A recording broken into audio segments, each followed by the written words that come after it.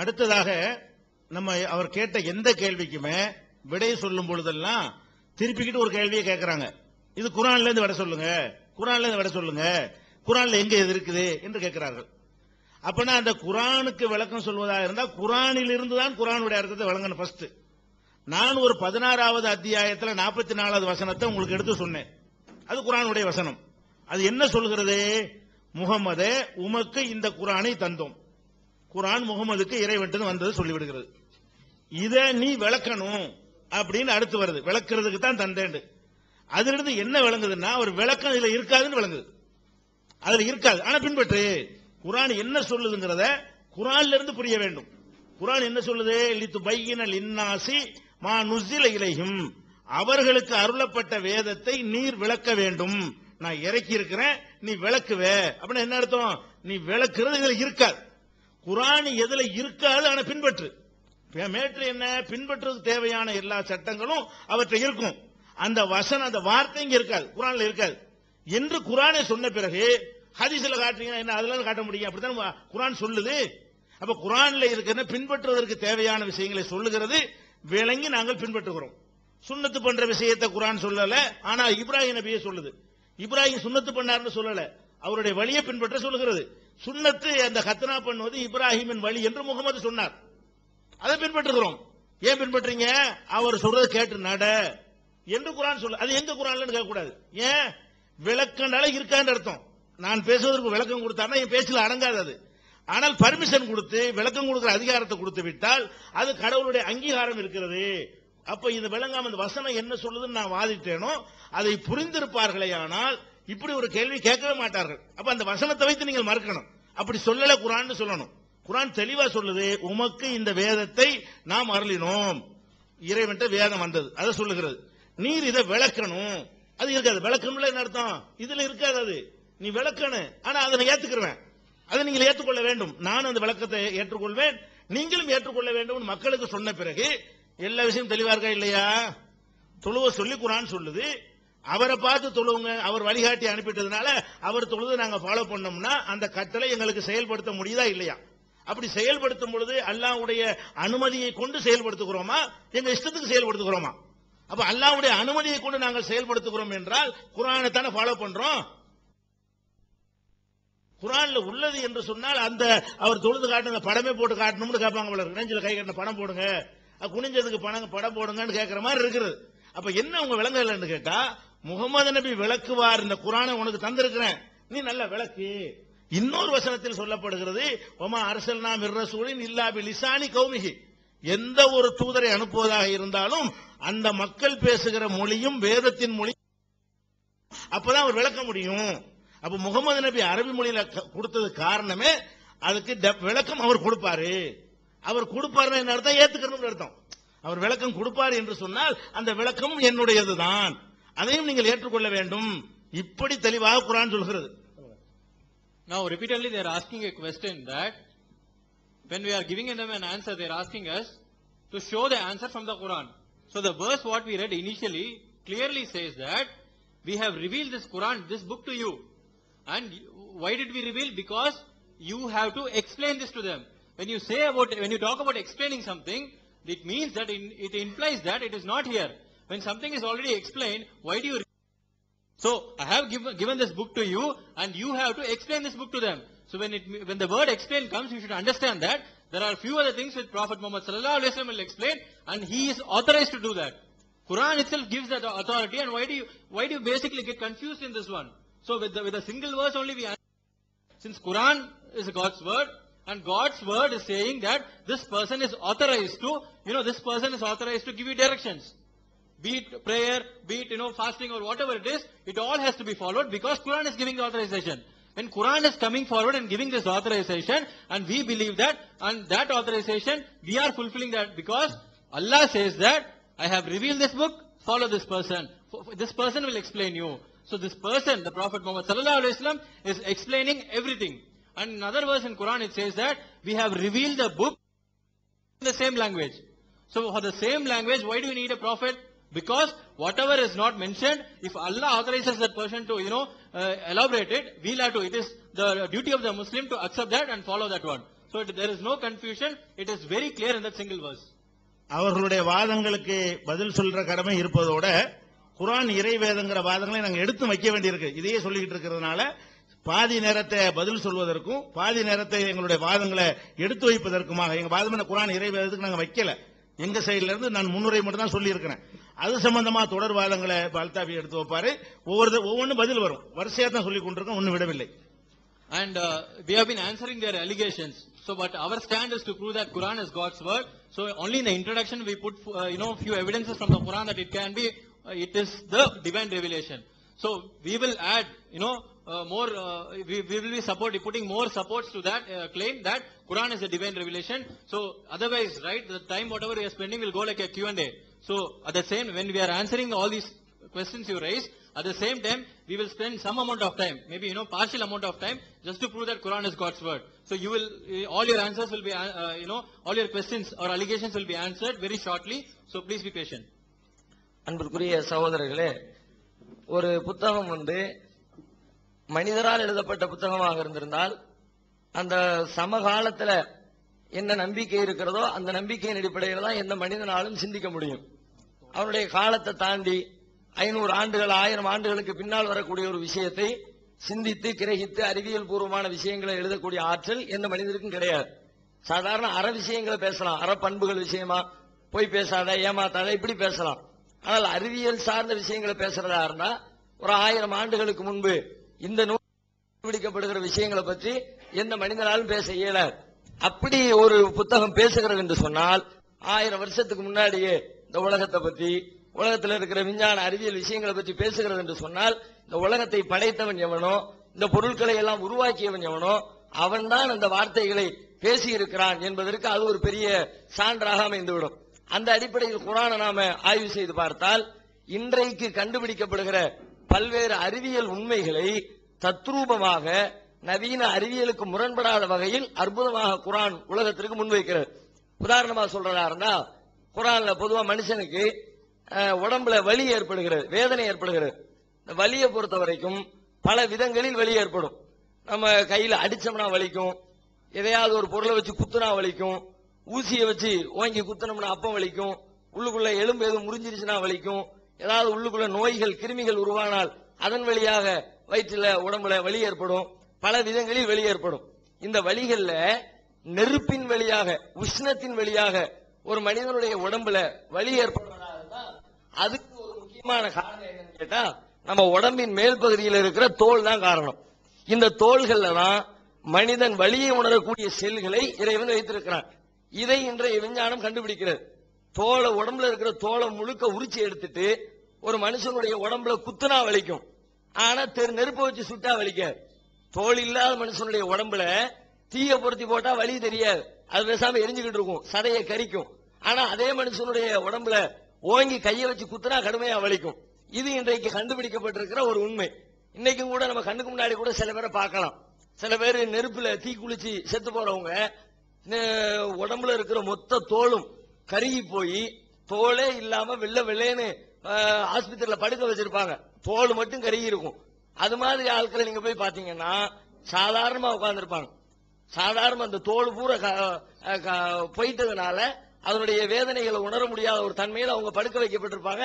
ஆஸ்பத்திரியில் போய் கூட கண்ணுக்கு எதிரில் பார்க்கலாம். இது இன்றைக்கு கண்டுபிடிக்கப்பட்டிருக்கிற உண்மை. இந்த உண்மையை பற்றி குர்ஆன் பேசுகிறது. எப்படி பேசுகிறது? அறிவியலை பேசணும்னு பேசல, இந்த உண்மையை உலகத்துக்கு கத்துத்தரதுக்காண்டி பேசல. இறைவன் தன்னுடைய போதனைகளை உலகத்துக்கு சொல்லும் பொழுது சில உதாரணங்களை குறிப்பிடுகிறான். அந்த உதாரணங்களுக்கு இடையில இந்த உண்மை பளிச்சின் தெளிவாகிறது. மறுமையில மரணத்துக்கு கெட்ட மனிதர்களுக்கு கொடுக்கிற தண்டனைகளை பத்தி பேசும்போது நெருப்பினாலான தண்டனை வழங்கப்படும். நெருப்புக்குள்ள நரகத்திற்குள்ள மனிதர்களை தூக்கி இறைவன் போடுவான். அவ்வாறு போடும் பொழுது குல்லமா நலிஜத்து ஜுலூதுகும் பத்தல்லாஹும் ஜுலூதன் கைரஹா லி யதூகுல் அதாப். சூரா நிசா வசனம் 56வது வசனத்தில் இறைவன் பேசுகிறான். நரகத்தில் கிடக்கிறவர்கள் அவர்கள் வேதனையை சுவைப்பதற்காக அவர்களுடைய தோள்கள் கருகும் போதெல்லாம் புதிய புதிய தோள்களை மாற்றிக்கொண்டே இருப்போம். அவங்க வேதனையை சுவைப்பதற்காக வேண்டி அவங்களுக்கு புதிய புதிய உடம்ப கொடுப்போம்னு சொல்லல, புதிய புதிய சதையை கொடுப்போம்னு சொல்லல. வேதனையை உணர்றதா இருந்தா அவனுக்கு தோளத்தான் மாத்தணும். ஏன்னா நெருப்பாலான வேதனை, தூக்கி போட்டு மிதிக்கிற வேதனை இல்ல, குத்துற வேதனை இல்ல. அப்படி இருந்தா அவன் தோல் போனாலும் பரவாயில்ல, குத்தி குத்தி வேதனை பண்ணலாம். ஆனா நெருப்பாலான வேதனையா இருக்கிற காரணத்தினால அவனுடைய தோல் கருகின பிறகு மீண்டும் புதிய தோலை போடுவோம் என்று குர்ஆன் பேசுகிறது. இது மத்த மூடத்தனமான முட்டாள்தனமான வார்த்தைகள் இல்லை. மத்த புத்தகங்களை எடுத்து பார்த்தால், உதாரணத்துக்கு பைபிள் எடுத்து பார்த்தால், அதுல மருத்துவம் பத்தி பேசக்கூடிய விஷயங்களா இருக்கிற கொஞ்சம் கூட அறிவுக்கு ஒத்துக்கொள்ளாத விஷயங்களை, அறிவியலுக்கு ஒத்துக்கொள்ளாத விஷயங்களை எல்லாம் வேத புத்தகம் என்ற பெயரில் படித்துக் கொண்டிருக்கிறார்கள். அதுக்கு நீங்க பாக்குறதா இருந்தா லேவியராகமம் 13வது அதிகாரத்தில் 47வது வசனம், அதே லேவியராகமம் 14வது அதிகாரத்தில் 34வது வசனத்திலிருந்து நீங்க படிச்சு பாருங்க. நோய் ஏற்படுறதை பத்தி பேசுகிறது. நோய் எப்படி ஏற்படுது? ஆடைக்கு நோய் ஏற்படுகிறான், கம்பளி ஆடைக்கு நோய் வருது, பஞ்சினாலான பருத்தி ஆடைக்கு நோய் வருது. அது அப்படியே சொல்றாங்க. படிச்சு பார்த்தாலே நமக்கு சிரிப்பு வர்ற மாதிரி இருக்கிறது.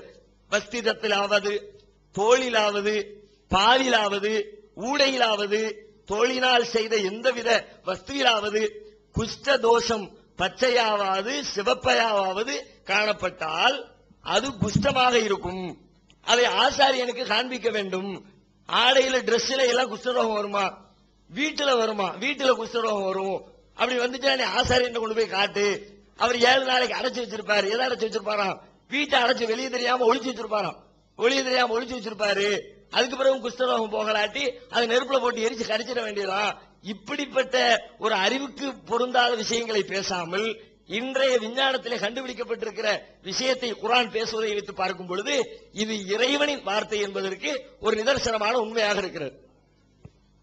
Dear brothers, so we have been seeing lot of evidences from the Quran to prove that it is a divine revelation.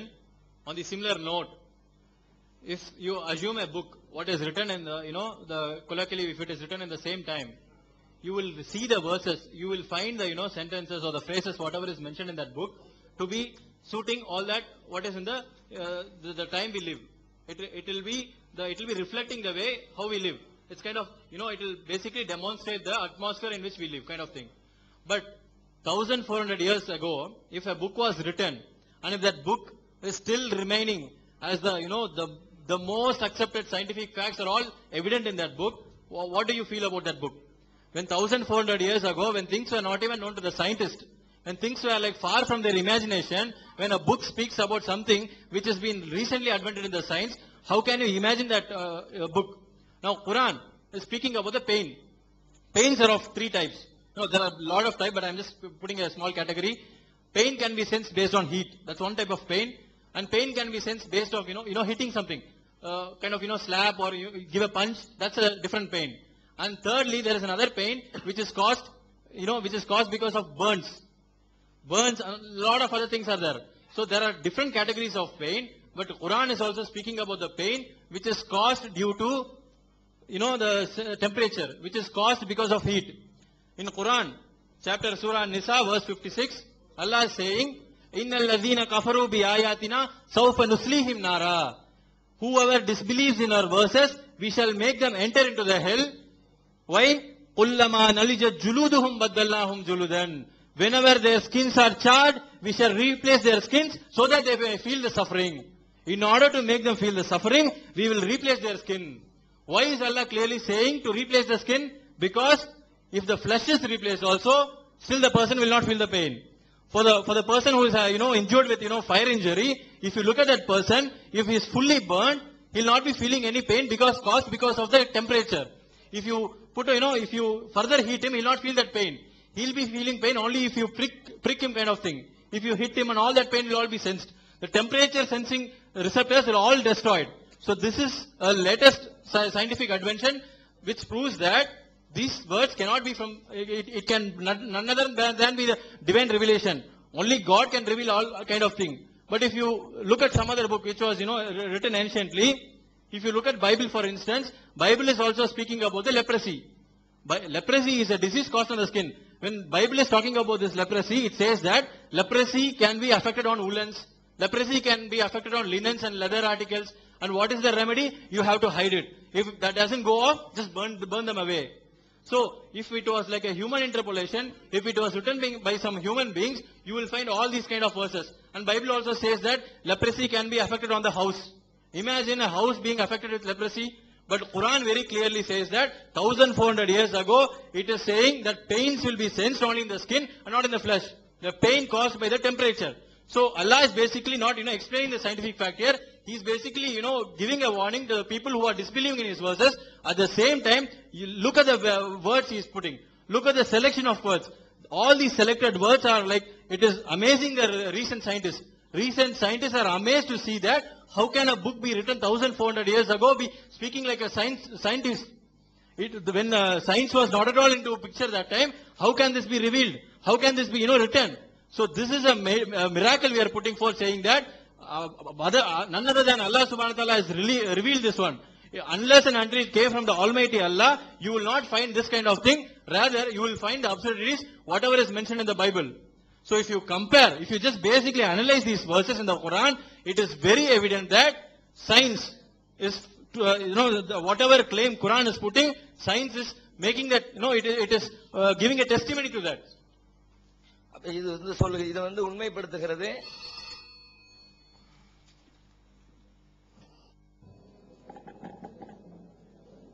இப்போ நண்பர்களே, இந்த தமிழ்ல ஒரு பழமொழி சொல்லுவாங்க, அத கூரை ஏறி கோழி பிடிக்க முடியாதவன் வானை ஏறி வைகுண்டம் போறானா அப்படின்னு சொல்லுவாங்க. என்னன்னா, சொந்த பின்பற்றக்கூடிய மக்கள் செய்ய வேண்டிய காரியங்கள், அவங்க செய்ய வேண்டிய விஷயங்கள், அடிப்படையான விஷயங்கள் குரான்ல இல்ல. ஆனா சயின்டிபிக் இருக்கு அப்படின்னு சொல்லி அடுத்து வந்திருக்காங்க. இப்பதான் என்ன இருக்கணுமோ இத்தனை கேள்வி கேட்கிறோம், இதெல்லாம் இருக்குங்களா, இதெல்லாம் இருக்குங்களா, அது அடிப்படையான விஷயம் ஆச்சுங்களே. இது ப்ராஃபட் முகமது விளக்குவாருன்னு சொன்னீங்களா, அது விளக்கம் எங்க குரான்ல எதுவுமே இல்லைங்களே. இவ்வளவு தூரம் நம்ம கேட்கிறோம், ஆனா இது வரைக்கும் அதுக்கான பதில சொல்லாம அதுக்கு பதில் இல்லைங்கிற மாதிரி இப்ப ஒரு ஃபீலிங் ஆகுது நமக்கு. ஏன்னா இப்ப என்ன பண்றாங்க, இதுல வந்து சயின்டிபிக் இருக்கு, சயின்டிபிக் இருக்குன்னா சயின்டிபிக் இருக்கா இல்லையா நம்ம அடுத்து பார்ப்போம். முதல்ல இருக்க வேண்டியது இல்லையே, எப்படி தொழுகணும், எப்படி ஜகாத் கொடுக்கணும், எப்படி ஹஜ் போகணும், எந்த மாசம் போகணும், எதுவும் இல்ல. இது ப்ராஃபட் முகமது விளக்குவாருங்கன்னா அது விளக்கம் எங்க இல்லையே. அதைத்தான் இப்ப நம்ம கேட்கிறோம், அதுக்கான பதில் இல்ல.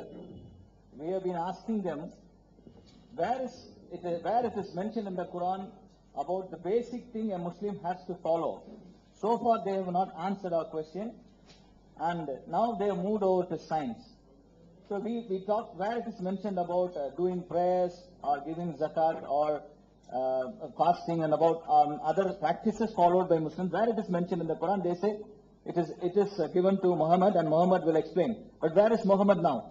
So where is his explanation? It is not there in the Quran. When we questioned that, they were not able to answer that question, but now they have moved over to science. We'll come to that later.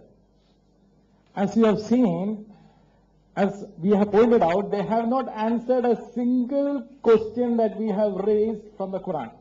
நீங்க பாத்தீங்கன்னா இது வரைக்கும் நாங்க குரானை குறித்து எழுப்பின ஒரு கேள்விக்கு கூட பதில் சொல்லல. They went to the hadith.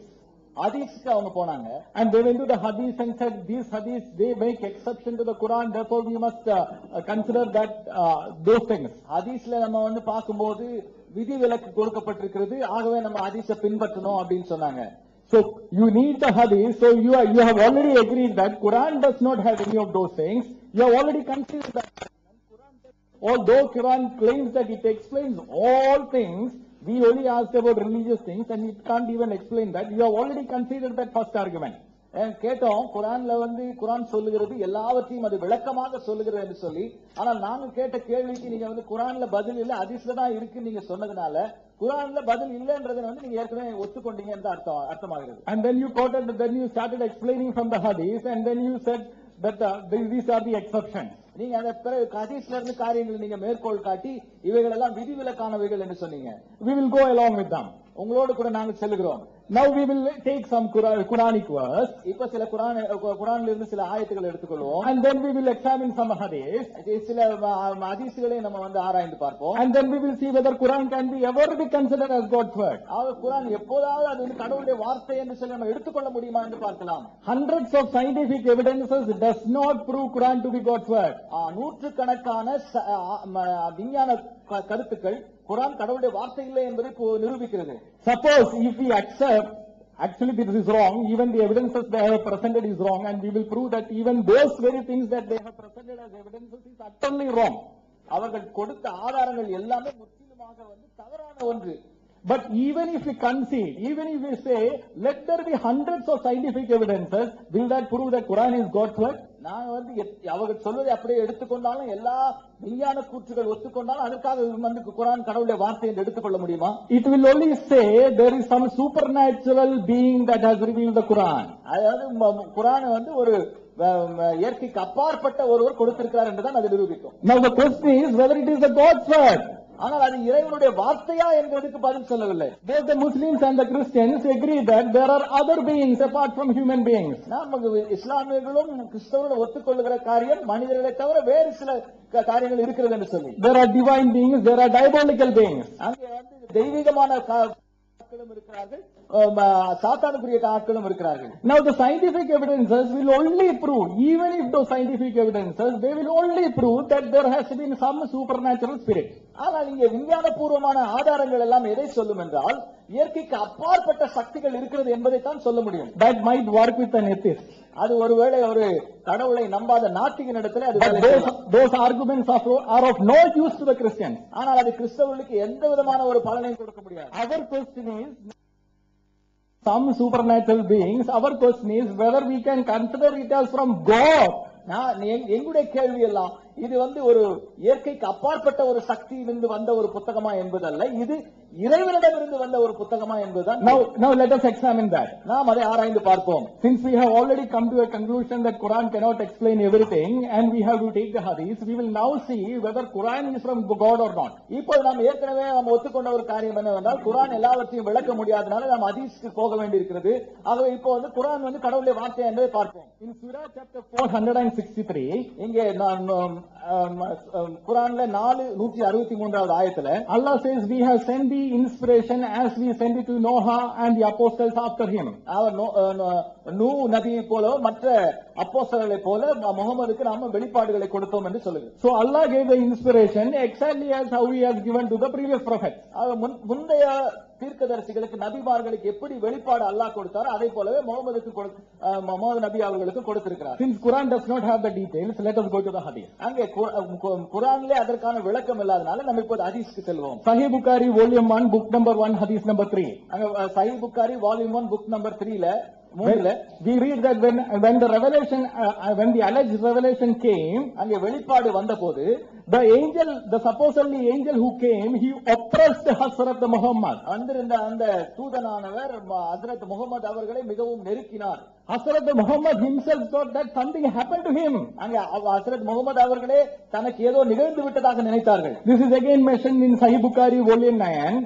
சஹீஹ் புகாரி 9வது வால்யூம்ல book number 87, 87வது புத்தகத்துல hadith number 111, hadith number 111ல and Hazrat Muhammad, he went to an alleged Christian called Waraq bin Naful.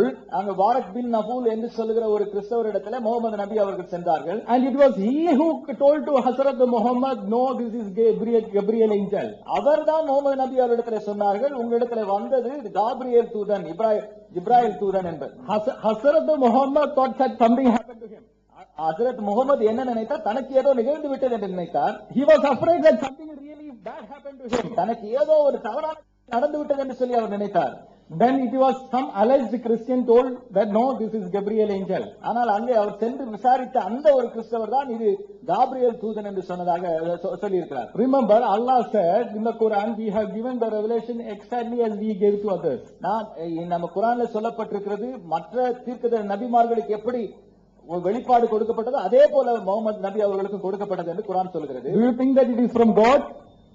அது இறைவனிடமிருந்து வந்தது என்று நீங்கள் நினைக்கிறீர்களா? With references, please tell us whichever prophets got taught that something happened to them when they got the revelation. Something bad happened to them. அது நீங்க ஆதாரத்தோட எங்களுக்கு சொல்லுங்க, எந்த நபிமாரிடத்துல இவ்விதமான வெளிப்பாடு வந்தபோது முகமது நபி அவர்கள் அனுபவித்தது போல அவர்கள் அனுபவித்தார்கள் என்று சொல்லி. Tell us somebody who thought that he got a revelation from a different source and he had to go to an ordinary person to confirm it. அங்கே யாரோ ஒருவருக்கு அந்த வெளிப்பாடு வந்து அவர் ஒரு சாதாரண மனிதரிடத்துல போய் இது அல்லாஹ்விடமிருந்து வந்த வெளிப்பாடு என்று சொல்லி அவர் கேட்டதாக ஏதாவது ஆதாரம் இருந்தா சொல்லுங்க.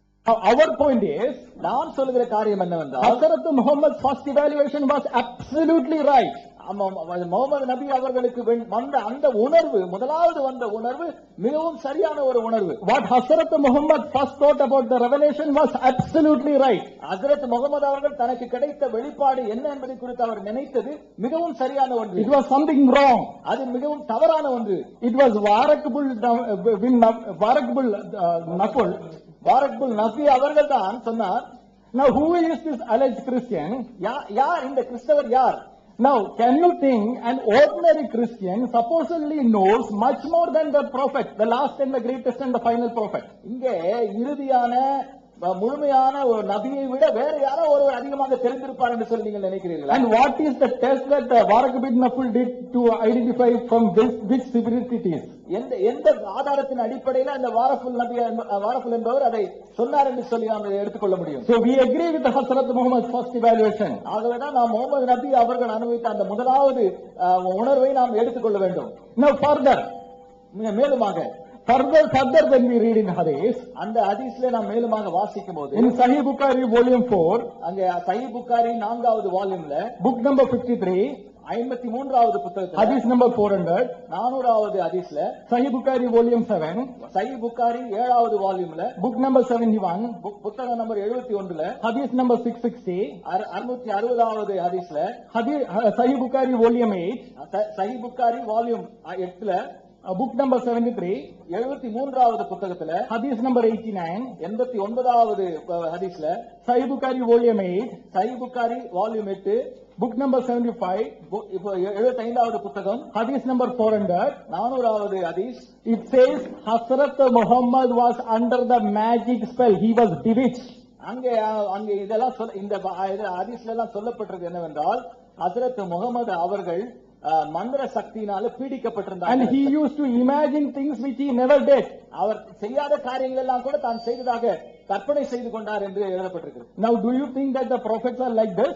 நீங்க எல்லா தீர்க்கதரிசிகள் நபிமார் இப்படிதான் இருந்தார்கள் என்று நினைக்கிறீர்களா? Do you think that when God sends the revelation that the prophet cannot even discern the spirit? அங்கே இறைவன் வெளிப்பாடை அனுப்பும் போது அந்த நபிமார்கள் தங்களுக்கு அனுப்பப்பட்ட வெளிப்பாடுகளை குறித்து புரிந்து கொள்ளாத நிலையில் இருப்பார்களா? It is definitely not from God. அது நிச்சயமாகவே இறைவனிடமிருந்து வந்த வெளிப்பாடு அல்ல.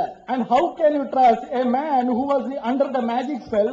How can, and for a long time, whatever he used to imagine things which he never did, how can you trust anything that he said? தான் செய்யாத ஒரு காரியத்தை தான் செய்ததாக எப்போதும் கற்பனை செய்து கொள்கிற ஒரு மனிதனிடத்திலிருந்து வந்த வெளிப்பாடுகளை நாம் எப்படி இறைவனிடமிருந்து வந்த வெளிப்பாடு என்று ஏற்றுக்கொள்ள முடியும்? All the scientific evidences shows, even if there was scientific evidences, it will only show that some spirit revealed to him.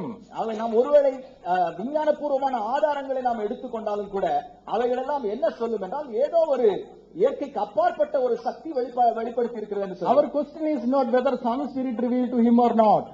நம்முடைய கேள்வி எல்லாம் ஏதோ ஒரு ஆவி அவருக்கு வெளிப்படுத்தியதா என்று சொல்லி அல்ல. Our question is whether God revealed to him or not.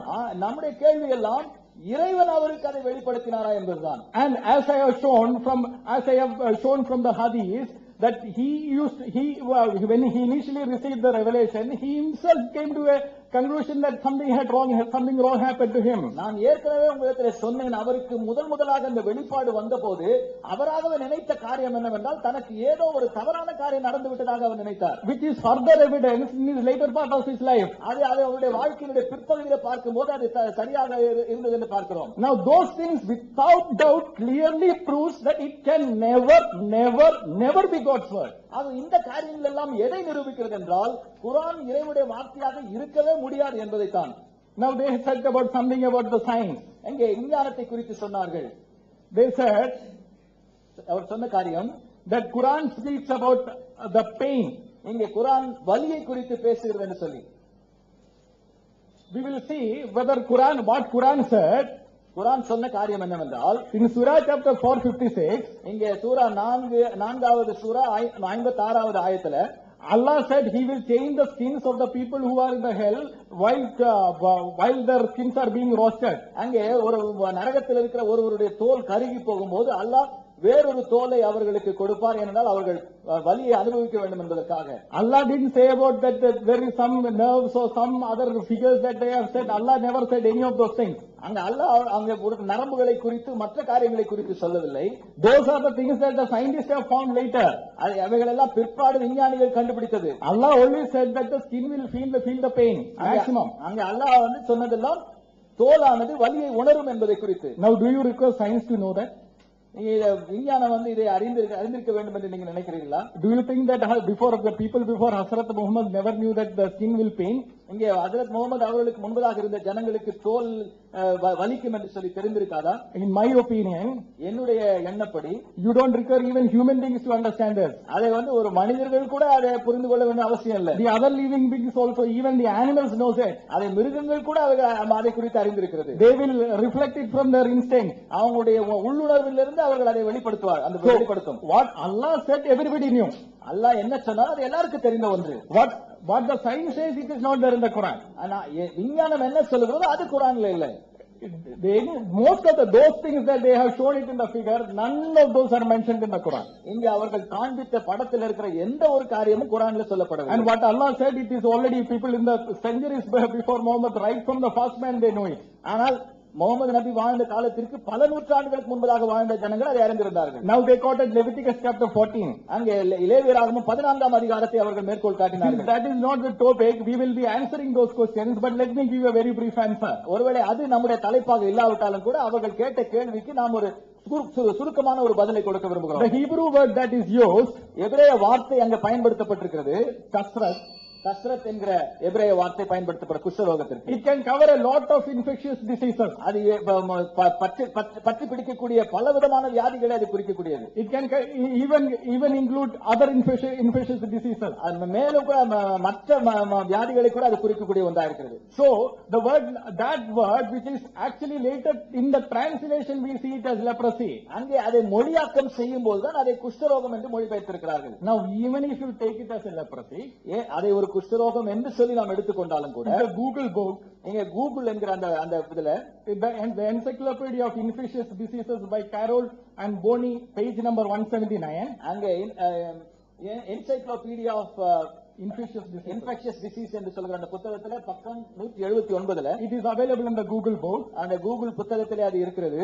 It very clearly says that leprosy can survive 3 weeks or longer outside the human body in dust or clothing. அங்கே தெளிவாக சொல்லப்பட்டிருக்கிறது, மனித உடலை தவிர்த்து வேற எந்த பொருளிலோ அல்லது தூசியிலோ கூட இந்த குஷ்டரோகமானது 3 வாரத்திற்கு தங்கி இருக்க முடியும் என்று சொல்லப்பட்டிருக்கிறது. So it is better that they upgrade their knowledge about the science. ஆகவே தங்களுடைய விஞ்ஞானத்தை குறித்து தங்களுடைய அறிவை அவர்கள் உயர்த்திக் கொள்ள வேண்டும் என்று விரும்புகிறேன். Further, what does Sahih Hadith say about the infectious diseases? இந்த சஹீஹ் ஹதீஸ்ல வந்து இந்த வியாதிகளை குறித்து என்ன சொல்லப்பட்டிருக்கிறது? In Sahih Muslim book number 26 hadith number 5507, இங்க சஹீஹ் முஸ்லிம் என்கிற ஹதீஸ்ல 5வது புத்தகத்துல book number 26 hadith number 5507, 26வது புத்தகம் ஹதீஸ் 5507வது ஹதீஸ்ல சொல்லப்பட்டிருக்கிறது. It says there is no transitive disease.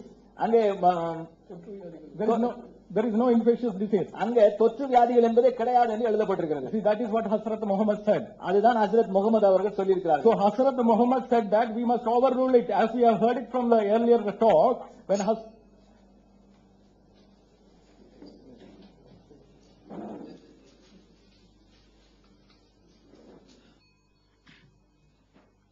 அன்பிற்குரிய சகோதரர்களே, பைபிள் இறைவேதமா என்ற தலைப்பில் விவாதிக்கும் பொழுது பைபிள் இறைவேதங்கிறதுக்கு ஒரு வாதம் கூட வைக்கவே இல்லை, இல்லைங்கிறதா வாதமா இருந்துச்சு. நம்ம இல்லைன்னோ அதுக்கு அவங்க விளக்கங்கிற பேர்ல சொன்னாங்க. இந்த விவாதத்தில் நம்ம என்ன செய்யறோம்னா, அவங்க சொல்றதுக்கு பதிலையும் சொல்லிக்கொண்டு குர்ஆன் இறைவேதம் தான் என்பதற்கான ஆதாரங்களை எடுத்து வைத்துக் கொண்டிருக்கிறோம். அந்த ஆதாரங்களை கூட நாங்க என்ன வைக்கிறோம் காது கொடுத்து வாங்கி விளங்கி புரிந்து அதுக்கு என்ன செய்யணும், பதில் சொல்லணும். அது என்ன வாதம் வைத்தோம்? அதாவது நரகத்தில் கிடக்கப்பட்டவர்கள் தோல் கருகின உடனே அவங்களுக்கு தோலை மாத்துவோம். இது தோல் வலிக்கும் யாருக்கு தெரியாதவர் கேட்கிறார். நம்ம என்ன சொன்னு விளங்கல. தோல்ல தீப்பட்டா வலிக்கும்ங்கிறது எனக்கு தெரியாதா, உங்களுக்கு தெரியாதா, நபிக்கு முன்னாடி தெரியாதா, படிக்காதவனுக்கு தெரியாதான்னு தெரியும். அதான் சொன்னோம். நாங்க என்ன வாதம் வச்சோம் எப்படின்னா, நரகத்துல போடப்பட்டிருக்கு தோல் போயிட்டாலும் வலிக்குமா வலிக்காதாலும் பேச்சுப்ப. தோல் வலிக்குமாங்கிற பேச்சு கிடையாது. தோல் எரிந்த பிறகு அதுக்கு கீழே உள்ள அந்த சதை வலிக்குமா வலிக்காதாம். அதுவே வலிக்கும் என்று சொன்னால் தீயில எரிஞ்சு அந்த வலி உணரும் என்றால் தோல் மாற்ற வேண்டியதில்லை. நரகத்துல போடுறோம், அவன் வேதனையை உணர்வதற்கு தோலை மாத்துறோம். அப்ப தோலுக்கு கீழே வந்து வேதனை உணராது. பாயிண்ட் என்னன்னா தோல் உணருங்கிற பாயிண்ட் அல்ல, தோலுக்கு கீழே உள்ள பகுதி நெருப்பின் வேதனையை உணராது என்பது நபி காலத்தில் இல்லை. இப்போ ஒரு 50 வருஷத்துக்கு முன்னாடி வரைக்கும் இல்லை. அப்ப பல நூறு ஆண்டுகளாக இது சொல்லப்படாத ஒரு செய்தி, வித்தியாச தலைகளை வழங்குறாங்க. தோலில் வேதனை உணர முடியும் என்பதல்ல வாதம். தோலுக்கு கீழே உள்ள அந்த சதை வேதனை உணராது, அதுவே உணரும் என்றால் கடவுள் வந்து தோலை மாற்ற வேண்டியதில்லை. சதையில அந்த வேதனை உணர்ந்துகிட்டு இருப்பான். இவனுக்கு தோல் கறிக்கிட்டுனா வலிக்காது, இவனுக்கு தோலை மாத்தினாதான் வலிக்கும். அப்ப தோல்ல தான் அது இருக்குது என்று வாதத்தை வைத்தால் தோல் வலிக்கும் யாருக்கு தெரியாது, நெருப்பு பட்டா தோல் சுரும்பு யாருக்கு தெரியாது, அப்படி உல்டா பண்றாங்க. சொல்லுங்க. Dear brothers, we are giving a lot of proofs from the Quran to prove that Quran is divine revelation. Now, when we put one of the evidence from the Quran, they should at least pay attention to that, what we are trying to convey. Rather than, just catching few keywords from that and try to answer whatever they know. It should not be like that. So it's a humble request that let them pay proper attention to what we are presenting. When we presented the verse from the Quran, we were not talking about that skin is the sensory organ to feel the pain. That is not our argument. Our main argument there is, why should Allah say that whenever their skins are charged, we shall replace them with other skins? Why can't the flesh be feeling the same pain? So whatever we are saying is not that the skin is going to sense the pain. In Quran, apart from saying that, it is also saying that when the skins are charged, when their skins are removed, they will not sense the pain, so Allah will replace the skins. So that itself shows that the Quran verse is not speaking about the normal pain what you sense. It is telling that, apart from saying skin is the sensory organ, it says that when you remove the skin, you will not feel the pain sensed because of heat. This is the argument what we are opposing. They are simply asking that whether cattle will feel the pain or not. Was it not known? No, was it not known before Prophet Muhammad sallallahu alaihi wasallam? So all these questions are like baseless because we are not putting a claim on that. We are telling that why should their skins be replaced? So that is the first proof we have get forward. இதுல எப்படி இறைவேதம் என்று நிரூபணமாகுது என்று கேட்டால் 1400 வருடத்திற்கு முன்னால் இதை இறைவனை தவிர யாருக்கும் தெரியாது. இதான் பாயிண்ட். இறைவேதம் எப்படி நிரூபணமாகுதுன்னா, ஒரு 100 வருஷத்துக்கு முந்தைய சொன்னா கூட இறைவனை தவிர யாருக்கும் தெரியாது. அப்ப கடவுள் படைச்சவனுக்கு தான் இந்த மாதிரி செஞ்சது தெரியும். இன்னைக்கு விஞ்ஞானிக்கு தெரியும்.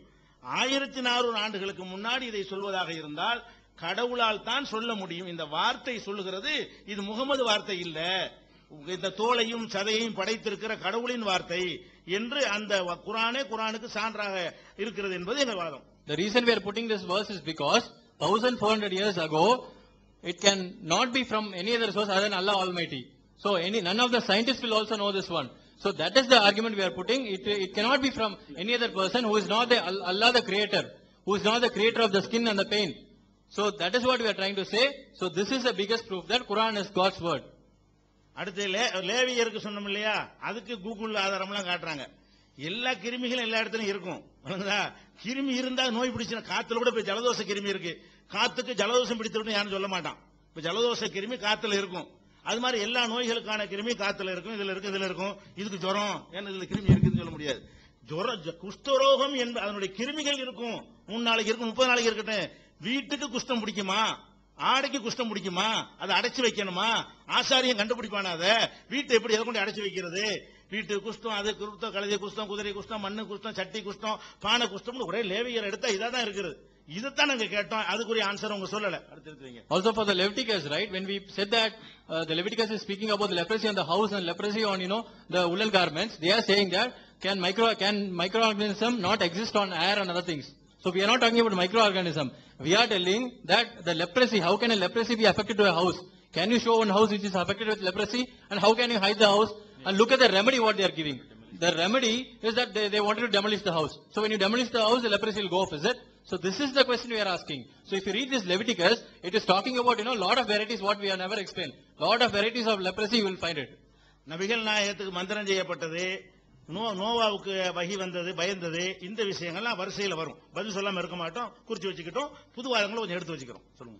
When the thing you said, Prophet Muhammad sallallahu alaihi wasallam was under the influence of magic spell, and the answer to that you said, was it not, how was it revealed to Noah? All that we'll answer. So we have taken a note of that. We'll answer them. அதே மாதிரி மேலும் பல சான்றுகள் இறை வேதம் தான் குர்ஆன் என்பதை நிரூபிப்பதற்கு அறிவியல் பூர்வமாக எண்ணற்ற பல சான்றுகளை குர்ஆன் முன்வைக்கிறது. அதுல இன்னொன்னு என்னன்னு கேட்டீங்கன்னா, பால் உற்பத்தி, பால் எப்படி மிருகங்கள்ல இருந்து உற்பத்தி ஆகிறது என்று சொல்லி இத்தனை ஆண்டு காலமாக மக்கள் எப்படி நம்புறாங்கன்னா, ரத்தத்தை தான் பாலாக மாற்றப்படுகிறது, ரத்தத்துக்கு அடுத்த ஸ்டேஜ் தான் பால், இப்படிதான் நினைச்சுக்கிட்டு இருந்தாங்க. இன்னைக்கு கூட பல பேர் அப்படித்தான் நினைக்கிறாங்க. ஒரு தாய் தான் ரத்தத்தை பாலாக்கி கொடுத்தா பிள்ளைங்களுக்கு, இப்படிதான் பேச்சு வழக்கு இப்படிதான் சொல்றாங்க. ஆனால் 1400 வருஷத்துக்கு முன்னாடி அருளப்பட்ட இந்த வேதத்துல பாலுடைய உற்பத்தி எப்படி நடக்கிறது என்பதை மிக தெளிவாக சொல்லப்பட்டிருக்கிறது. பால் எப்படி உற்பத்தி ஆகிறது? ரத்தத்திலிருந்து நேரடியாக, ரத்தத்துக்கு அடுத்த ஸ்டேஜ் கிடையாது. நம்ம சாப்பிடக்கூடிய உணவுகள், அந்த உணவுகள் செரிக்கப்பட்டு கூழாக இருக்கும். அந்த கூழ்ல இருந்து சத்துக்களை ரத்தம் எடுத்து செல்லும். ரத்தமே பாலாக மாறாது. ரத்தம் என்ன செய்யும்னா, அந்த சத்துக்களை எடுத்துட்டு போய் அந்த மாட்டுடைய காம்புகள்ல கொண்டு போய் சேர்க்கும், மடிகள்ல கொண்டு போய் சேர்க்கும். அந்த இடத்துல இருக்கிற செல்கள் சேர்ந்து அங்க பால் உற்பத்தி செய்யப்படும். ரத்தம் பாலாவதில்லை. இந்த ரத்தத்திற்கும் செரிக்கப்பட்ட அந்த உணவு எடுத்துக்கொண்டு போய் சேர்க்கிற இந்த இரண்டிற்கும் இடைப்பட்ட நிலையில தான் ரத்தம் உருவாகிறது என்பது நவீன அறிவியல் மூலமாக கண்டுபிடிக்கப்பட்ட உண்மை. இதை பற்றி குர்ஆன் எப்படி பேசுகிறது பாத்தீங்கன்னா, சூரா நஹல் 66வது வசனத்துல இறைவன் பேசுகிறான், நுஸ்கீக்கும் மிம்மா ஃபீ புத்தூனிஹி மின் பைனி ஃபர்சின் வ தமின் லபனன் ஹாலிஸா. அவனுடைய வயிறுகளிலிருந்து செரிக்கப்பட்ட உணவுக்கும் ரத்தத்திற்கும் இடைப்பட்ட நிலையிலிருந்து உங்களுக்கு தூய்மையான பாலை புகட்டுகிறோம். இந்த விஷயத்தை அன்றைக்கு எப்படி சொல்ல முடியும்? இவ்வளவு தெளிவாக அன்னைக்கு உள்ள மக்களும் இதை நம்பல. இப்படிப்பட்ட நினைப்பே கிடையாது. இன்னைக்கு இருக்கிற மக்களையும் ஒரு 90% மக்களுக்கு அதனுடைய அறிவியல் தெரியாதவங்களுக்கு இந்த உண்மை தெரியாது. ஆனா இவ்வளவு துல்லியமா மாடுகளுடைய வயிற்றுக்குள்ள நடக்கிற அந்த வேலைகளை மிக தெளிவாக யாரால் சொல்ல முடியும்? அதை சொல்லி யாரால் சொல்ல முடியுங்கிறத சிந்தித்து பார்த்தாலே, அந்த மாட்டை யார் படைச்சானோ, யார் அந்த பாலை உற்பத்தி செய்கிறானோ, அந்த படைத்த இறைவனால் மட்டும்தான் அன்றைக்கு பேச முடியும். இன்றைக்கு யார் வேணாலும் பேசலாம். அன்றைக்கு பேசுவதாக இருந்தால் இறைவன் தான் பேச முடியும் என்பது இது காட்டுகிறது. இப்படி குர்ஆன் தெளிவாக பேசுகிறது. ஆனா பைபிளை எடுத்து பாருங்க, அதுல சொல்லப்படுகிற பால் உற்பத்தி மற்ற விஷயங்களை எல்லாம் எடுத்து பார்த்தா ஆபாசமும் அறிவுக்கு பொருந்தாதான் கலந்து வருகிறது. அதுல கடவுளை, கர்த்தரை அறிந்து கொள்வதற்குரிய வழியை பத்தி ஏசாயால சொல்லப்படுகிறது. ஏசாயா 60ல 14வது வசனம் பேசுகிறது.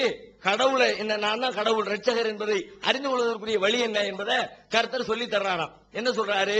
நீ ஜாதிகளின் பாலை குடித்து, ராஜாக்களின் முளைப்பாலை குடித்து, ராணிகளின் சொன்னா கூட சரி, ஏதோ ஆபாசம்னு தொலைஞ்சு போன்னு விட்டுறலாம், அருவருப்பா தான் பேசுறாங்கன்னு விட்டுறலாம். ஆனா இங்க என்ன வருது? ராஜாக்களின் முளைப்பால், ஞானப்பால் விளக்கம் கொடுக்க முடியாது. வெறுமன பால்னு சொல்லி விளக்கம் கொடுத்துடலாம். ராஜாக்களின் பால்னா அது ஞானப்பால், அறிவுப்பால் அப்படின்றலாம். ஆனா என்ன வருது? ராஜாக்களின் முளைப்பாலை குடித்து கர்த்தராகிய நான் ரட்சகர் என்றும் யாக்கோபின் வல்லவர் உன் மீட்பர் என்றும் அறிந்து கொள்வாய். இது மாதிரியான அறிவுக்கு பொருந்தாத முட்டாள்தனமான வாதங்களை குர்ஆன் எடுத்து வைக்காமல் நவீன அறிவியலோடு பொருந்தி போகிற வாசகங்களை குர்ஆன் முன்வைக்கிறது. இது குர்ஆன் இறைவேதம் என்பதற்கு இன்னொரு சான்று. The next evidence from the Quran to prove that the Quran is a divine revelation is the verse which describes the synthesis of milk. So for a person, any layman you ask today, the person will say that what is milk? They'll say it is a byproduct of blood. But only of lately, in the recent scientific advancements, they have found out that milk is not a byproduct of blood. So this, how can this be known to a person who, how can this be ever written in a book which was revealed 1400 years ago? So how can this medical miracle be present there? It is only if you analyze this verse, you will feel that this can none other than the divine revelation. So in the Quran, if you read Surah An-Nahl, verse 66, Allah is saying, "Nusqikum mimma fi butunihi min bayni farthim wa damil labanan khalisa." And indeed, we feed you pure milk, which is synthesized between the digested food of its stomach and the blood. So the recent advancement says that blood is acting as a carrier. So whatever food is digested in the intestine, blood is in the stomach, blood is a carrier which transport these proteins, lipids and all that which is necessary to the alveolus present in the mammary gland, which is why the milk is synthesized and not as a byproduct of blood. How can this be told 1400 years ago? So this proves that this can be, this is a divine revelation which with no doubt. But alternatively, if you analyze the Bible, as to see what it is speaking about milk. So there are a lot of, vulgar statements. We don't want to get into that. If you read Bible, Isaiah chapter 60 verse 16, it says that, forget about synthesizing the milk. It is not even giving you a clear picture as to from where the milk will flow. It says, and you will take the milk of nations flowing from the breast of the kings. And you will see that I am the Lord. So the Lord is posing a challenge here that just to prove that he is the Lord, he is giving an evidence that milk will be flowing from the breast of the kings. So compare these two verses and then you will come to a conclusion that Quran is definitely the divine revelation and Bible can nowhere be comparable to that. So we are again proving that Quran is a divine revelation, and this is another proof to prove that Quran is revealed from God. அது வரிசையா பதில் சொல்வதில் 2:223 கேட்டாங்க, உங்கள் மனைவியர் விளை நிலங்கள் அப்படின்னு சொல்லி அதில் கேட்டாங்க. அந்த கேள்வி விளங்கல. இன்னொரு அந்த வாதத்தை வச்சா அதுக்கு நம்ம என்ன கேட்ட அந்த வசனத்திலிருந்து உங்களுடைய வாதம் என்ன என்பதை சொன்னா நான் அடுத்து பதில் சொல்றேன். சொல்லுங்க. In the question they have raised from Surah chapter 2 verse 223, they are asking about that your wives are the fields, your wives are the tilled. So we did not clearly understand what you are trying to pose there. What is the argument you are trying to put forward? Just give us, put us your stand, then we'll explain more. அதே மாதிரி குர்ஆன் சில விஷயங்களை நாம இன்றைக்கு சாதாரணமாக செய்து முடிக்கக்கூடிய காரியம் என்று நினைக்கக்கூடிய சில விஷயத்தை குர்ஆன் செய்ய முடியாது என்று சொல்கிறது. 1000 வருஷத்துக்கு முன்னாடி சொல்லுது, இந்த காரியத்தை செய்ய முடியாது உன்னால. அது அன்னைக்கு சொன்னது இன்னைக்கு வரைக்கும் சரி, செய்ய முடியாம தான் மனுஷனால இருக்கிறது. அது மாதிரி எல்லா விஷயத்தையும் கரெக்டா எது முடியாதுன்னு சொல்லிச்சோ அதை இன்றைக்கு வரைக்கும் மனுஷனால முடிய வைக்க முடியல. இன்னைக்கு வரைக்கும் மட்டும் இல்ல, உலகம் அழியிற காலம் வரைக்கும் அது முடியவே முடியாது என்று சொல்லுகிற விதத்திலே விஞ்ஞானிகள் ஆய்வு செஞ்சு பார்த்துட்டு சொல்றாங்க. இத்தனை வருஷமா முடியல, இன்னொரு 10 வருஷம் கழிச்சு முடியுமா, 100 வருஷம் கழிச்சு முடியுமா, 10,000 வருஷம் கழிச்சாலும் சரி அது முடியவே முடியாது என்று சொல்லக்கூடிய அளவிற்கு சில விஷயங்களை ஒரு முன்னறிவிப்பாக உலகத்திற்கு குர்ஆன் சொல்லுகிறது. அதுல என்ன ஒண்ணு அப்படின்னு சொல்லி சொன்னா, மனுஷன் பெருமை அடிக்க கூடாது, பெருமையா உலகத்துல நடக்க கூடாது என்பதை பற்றி இறைவன் போதனை செய்கிறான். சூரா பனு இஸ்ராயில் 37வது வசனத்தில் பேசுகிறான், வலா தம்ஷி ஃபில் அர்லி மரஹா, நீ பூமியில பெருமையோடு கர்வத்தோடு நடக்காத, இன்னகலன் தகரிக்கல் அருள வலன் தபுலுகல் ஜிபால தூளா, நீ பூமியை பிளந்து மலையின் உயரத்தின் அளவிற்கு நீ பூமிக்குள்ளே செல்ல இயலாது. பூமியை பிளந்து மலையின் உயர அளவுக்கு பூமியில உன்னால போயிட முடியாது என்று குர்ஆன் சொல்லுது. இதை நீங்க கொஞ்சம் யோசிச்சு பார்த்தா இன்றைக்கு மனுஷன் எப்படி எல்லாம பயணம் பண்ணிவிட்டான். இங்க பூமிக்கு மேல பயணம் பண்ணி இருக்கிறான், கிட்டத்தட்ட 3 லட்சம் கிலோமீட்டருக்கு மேல, 3.5 லட்சம் கிலோமீட்டருக்கு மேல பயணம் பண்ணிவிட்டான். சந்திரன் வரைக்கும் போயிட்டான். அப்ப இங்க இருந்து இவ்வளவு தூரம் போன மனுஷன் கடலுக்குள்ள எடுத்துக்கிட்டு அது கிலோமீட்டர் கணக்குல கடலுக்குள்ள மனுஷன் பயணம் பண்ணிக்கிட்டு இருக்கிறான். அங்கெல்லாம் போயிருக்கிற மனுஷன் பூமிக்குள்ள எவ்வளவு தூரம் போயிருக்கிறான், பூமியை கிழிச்சு பூமியை குழி தோண்டி பூமிக்குள்ள எவ்வளவு தூரம் பயணம் பண்ணி இருக்கிறான். அதிகபட்சமாக இன்றைக்கு பயணம் செய்திருக்கிற தூரம் எடுத்துக்கிறதா இருந்தா, பூமியை குழி தோண்டி இருக்கிற தூரம் எடுத்துக்கிறதா இருந்தா, சவுத் ஆப்பிரிக்கால டவுட்டானாங்கிற இடத்துல இருக்கிற அந்த சுரங்கத்துலதான் அதிகபட்சமான ஆழத்திற்கு மனுஷன் போயிருக்கிறான். அது எவ்வளவு ஆழம்? 3.5 கிலோமீட்டர் கூட இல்ல, ஒரு 3.5 கிலோமீட்டர் கூட பூமியை தோண்டி அதற்குள்ள மனுஷனால் பயணம் பண்ண முடியல. ஆனா மேல 3 லட்சம் போயிட்டான், இந்த பக்கம் கடலுக்குள்ள பல கிலோமீட்டர் கடந்து போயிட்டான். ஏன் பூமிக்குள்ள போக முடியல? முடியாது. ஏன்னா உள்ள போக போக வெப்பத்தினுடைய அளவு ஜாஸ்தி, கடுமையான வெப்பம்.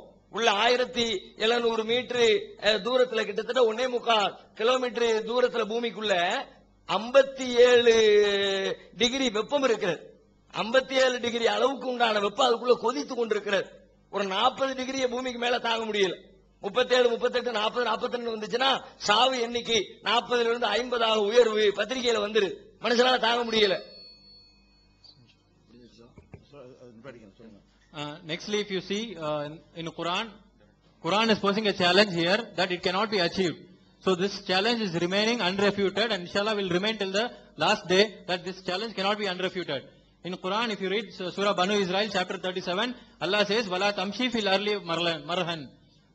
Don't walk proudly on the earth. Innaka lan takhrikal arla wa lan tablual jibala tula. Do you think that you will be able to tear the earth and reach the depth which is equal to the height of the mountain? Quran is posing this challenge which is remaining unrefuted. But if you see that the deepest ever mine which has been dug in the earth, in the face of the earth, is in Tautana, South Africa. That is the deepest mine in the world, and the height of that is around 3.3 miles. And that Tautana, the place where this Tautana mine is located is 1500 meters above the mean sea level. So when you subtract that one, you will come to a figure somewhere around 1.8 miles. That is the maximum depth people have reached now. But if you consider the average height of mountains, it's a list. And the average is around 8 kilometers. That's the highest. And you will not be able to reach that depth. So, when Quran is posing this challenge, and there is another challenge which Bible is posing. Bible is posing a challenge that in Jerusalem, none of the uncircumcised can enter. Those who are uncircumcised cannot enter. But this challenge is refuted now. Nobody, can you make a, sensor to see that whether people entering Jerusalem are really circumcised or uncircumcised? Many Christians are traveling to Jerusalem just to falsify the prophecy what Bible is giving, but alternatively, Quran is posing a challenge which is remaining unrefuted. Hence, this can never be from any other person, but for the divine revelation. So we'll have to accept the fact that since all these verses, it's all like a miracle to the modern world, it can none other be the person Allah subhanahu wa ta'ala